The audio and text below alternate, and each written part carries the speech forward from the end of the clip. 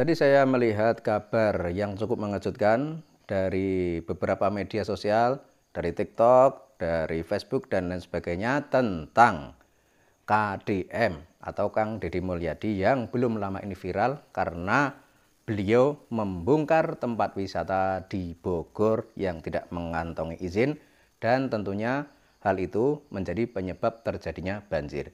Namun kali ini bukan tempat wisata, tapi soal habaib. Banyak tulisan yang beredar menyatakan bahwa Kang Deddy Mulyadi melarang habaib berceramah. Ada yang bilang dilarang ceramah di Jawa Barat, ada juga yang bilang dilarang ceramah di masjid. Karena penasaran saya kemudian membuka berita di media sosial. Dan ternyata di sini saya menemukan salah satu beritanya. Ini saya mendapatkan di Facebook PWILS Kabupaten Sukabumi 1 hari yang lalu. Kang Deddy dan habaib. Larangan bagi habaib untuk menjadi khotib Jumat di wilayah Jawa Barat oleh Kang Deddy. Jadi ternyata menurut PWILS Kabupaten Sukabumi, Kang Deddy Mulyadi melarang habaib menjadi khotib Jumat. Ini saya sangat sepakat dan sangat setuju. Tapi kita baca dulu. Tulisan ini ditulis oleh Abdurrahman Al-Syarif. Di tanah Pasundan yang sejuk, angin membawa kabar ketegasan. Sebuah keputusan diambil oleh seorang gubernur, Kang Deddy, seorang pemimpin yang memegang amanah dengan tangan teguh dan hati yang jernih. Ia mencintai ulama, menghormati dzurriyyah Nabi, dan menjaga kemuliaan masjid. Namun ada garis yang harus ditegakkan, sebuah kebenaran yang tak boleh dikaburkan oleh bayang-bayang kepalsuan. Masjid adalah rumah Allah, bukan panggung bagi kebohongan, ucapnya suatu hari. Suaranya bergetar seperti angin yang menggoyang dedaunan di kaki gunung Tangkuban Perahu. Siapapun yang memalsukan nasab Nabi, siapapun yang berdiri di mimbar dengan dusta di bibirnya, tak boleh menodai kesucian tempat ini. Keputusannya menggemarkan. Ada yang memuji, ada juga yang mencela. Sebagian bertanya-tanya, mengapa harus sekeras ini? Tapi Kang Deddy tahu, menjaga keaslian nasab Rasulullah bukan sekedar perkara akademik atau historis.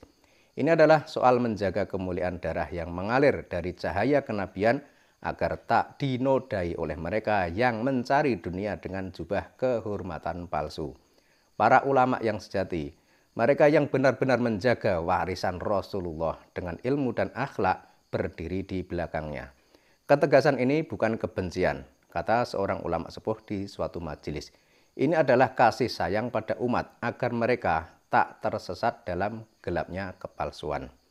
Namun, di sudut-sudut tertentu ada mereka yang merasa terusik, yang selama ini menjual nasab demi kepentingan, yang membangun pengaruh di atas silsilah yang tak terbukti. Mereka mencoba melawan, membangun narasi bahwa ini adalah diskriminasi.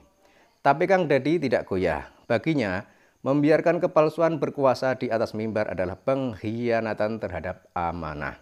Lebih baik dibenci karena menegakkan kebenaran, katanya dalam sebuah pertemuan dengan para ulama, daripada disanjung karena membiarkan kebohongan. Dan demikianlah di tanah Sunda yang teduh, gema ketegasan itu bergema. Masjid-masjid tetap berdiri tegak menjaga kesuciannya dari lidah-lidah dusta.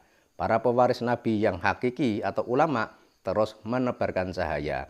Sementara mereka yang hanya berselimut nama mulai kehilangan tempatnya.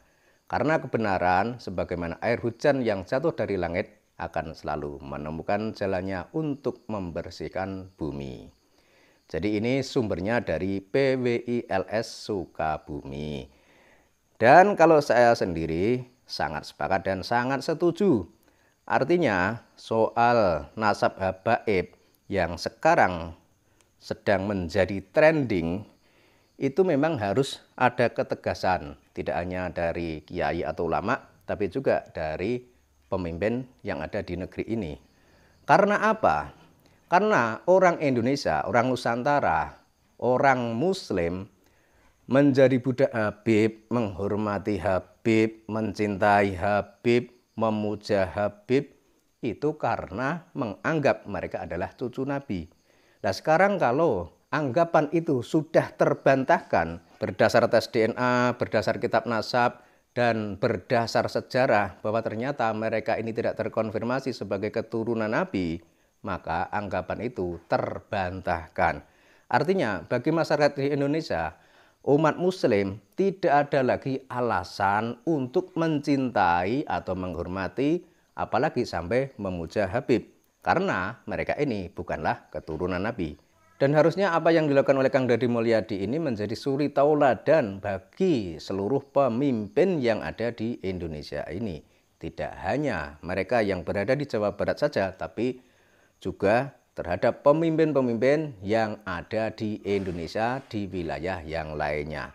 Kemudian kalau misalnya ada yang bilang bahwa Kang Deddy Mulyadi mengambil sikap seperti itu dianggap terlalu keras atau terlalu frontal, coba Anda bayangkan bagaimana sikapnya Bahar Smith, Rizik Syihab ketika mereka memiliki kekuasaan di tahun 2014 ke atas, dan mereka juga dengan seenaknya menjelek-jelekan Kang Deddy Mulyadi yang jelas asli orang pribumi Nusantara. Bagaimana itu? Maka sangat tepat jika sekarang Kang Deddy Mulyadi ketika memiliki jabatan, maka jabatan itu digunakan untuk melaksanakan apa yang harus dilaksanakan, dan tentu saja untuk menebarkan kebaikan. Karena jika seseorang memiliki jabatan, memiliki pengaruh, memiliki kekuatan, tapi semua itu tidak digunakan untuk kebaikan, semua itu hanya percuma. Dan Kang Deddy Mulyadi yang saat ini kebetulan menjadi gubernur di Jawa Barat, ini adalah momen yang sangat tepat. Momen yang sangat penting sekali bagi Kang Deddy Mulyadi untuk menegakkan kebenaran di Indonesia ini, terutama terkait tentang Ba'alawi atau tentang habaib.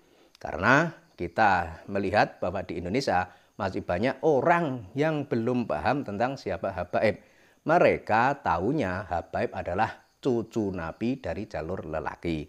Tapi semua itu sudah terbantahkan bahwa mereka ternyata bukanlah keturunan Kanjeng Nabi. Mereka adalah keturunan Ubaidillah. Mereka adalah keturunan imigran dari Yaman. Sehingga bagi kita orang Indonesia, orang Nusantara, terutama Kang Deddy Mulyadi, tidak ada lagi alasan untuk menghargai, untuk menghormati, apalagi sampai menyanjung dan memuja para habaib tersebut.